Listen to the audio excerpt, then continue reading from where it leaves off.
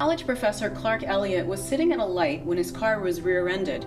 His head slammed into the headrest, causing a concussion. For 8 years, he lived with some pretty severe symptoms. Sometimes he couldn't walk, couldn't name his 5 children, or buy groceries.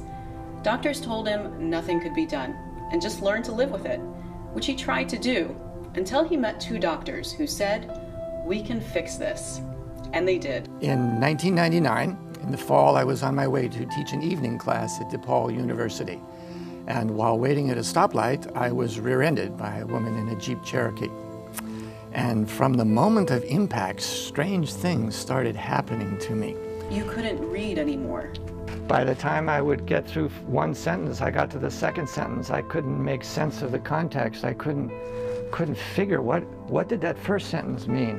I could read it, in those early months, I could read maybe a line or 2 at a time. I'm so delighted that this movie has come out.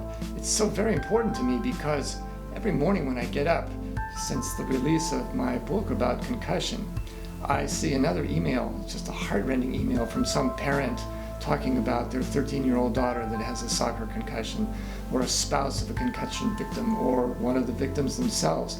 Dear Professor Elliott, my 14-year-old daughter Joanna suffered a pair of concussions in June while playing soccer. The first one, all the medical staff blew off, and honestly, I did too. But after the second one, that was the last day I ever saw my true daughter. And I thought, I know there are other people out there, 6 million other people like me going through that, and 5,000 people a day between right now and this time tomorrow. 5,000 more people will suffer brain injuries, and some of them may start going through this as well.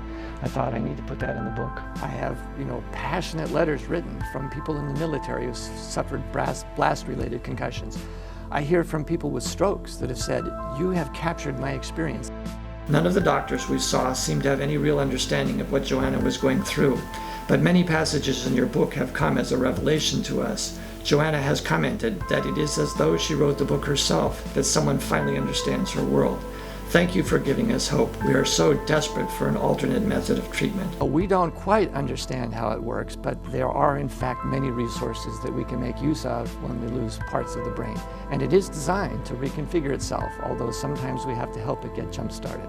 Within 3 weeks of getting my brain glasses, a week later, I would say I was about 70% recovered. I do have a message for those of the 5,000 people a day who will be suffering concussions in the United States this year, and that is, there is hope. These brain plasticities do work. You're not alone, and there is a very good chance you can be made well.